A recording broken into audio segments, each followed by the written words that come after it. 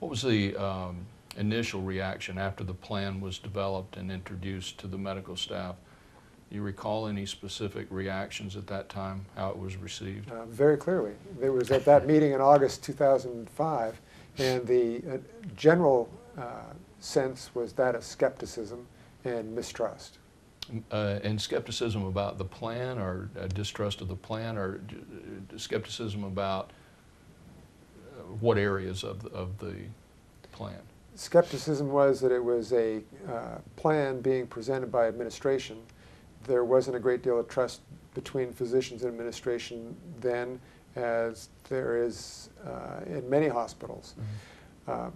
So with a background of mistrust between physicians and hospital, here was a novel idea nobody had done anywhere else before, and physicians were being asked to put faith in an untried program that was being invented locally. There's considerable skepticism about that.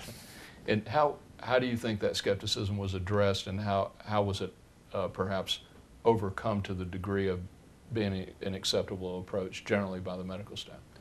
It required a uniform presentation by medical staff leadership, which was myself and my medical staff executive committee at the time, and hospital administration and the hospital board, presenting a uniform front basically to say, we have a novel way to provide you with compensation for call coverage. You, the physician staff, want compensation for providing emergency room call, and we have a means of doing it for you. We'd like you to try this. And so it took about a year and a half really to evolve. What were some of the specific hurdles that you had to overcome, and how were they addressed as you went through the process of overcoming these hurdles to develop the plan? The first set of hurdles was going through those smaller groups of physician leaders, explaining to them how it was going to work and how it was real and how it was actual money to physicians for taking call, and it wasn't a trick.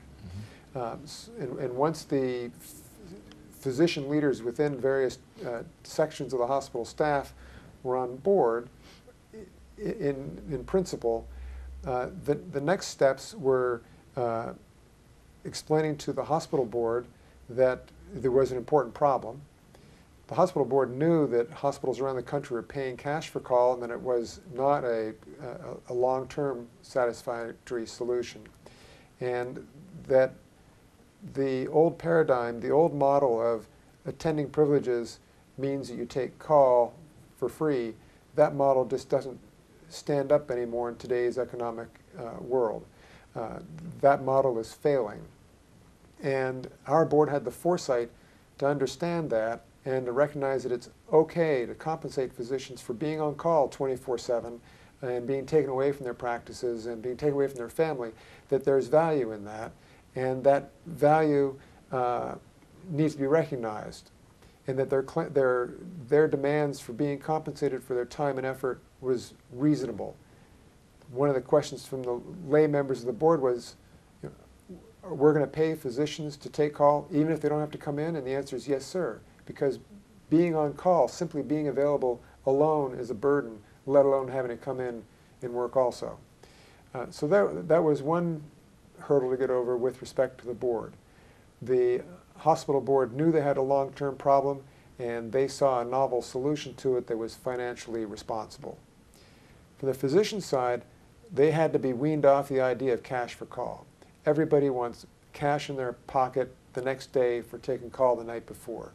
And some of our physicians, particularly ones that are in highest demand and nationally can command outstanding call rates, neurosurgeons,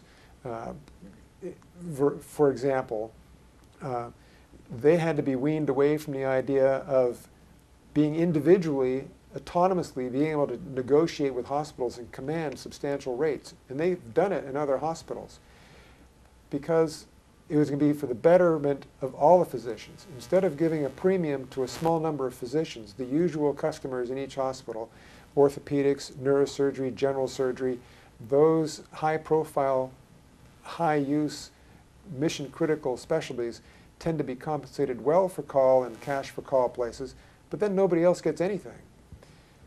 our plan provides something for almost everyone, and it fairly compensates the more demanding specialties, general surgery, orthopedics, cardiology, anesthesia. They're being compensated reasonably well in this plan. The less demanding specialties, the specialties with somewhat lower call burden, they're also being compensated. What does this mean to the physicians, and why did the physician staff as a whole sign up for it? Is because they saw that there's going to be something there for everyone. Everyone's work is going to be recognized. General surgeon may be the one that takes the first hit in the emergency room, but he needs to help everybody else on staff to care for that patient. And when we proposed the plan, it was, we're not going to be paying really high dollar for the most demanding specialties. We're going to be paying something for everyone. We're all pulling together as a team. We all benefit from having a full complement on our ER call roster. It's better for our patients. It's going to be better for the majority of physicians, and this is how we'd like to do it.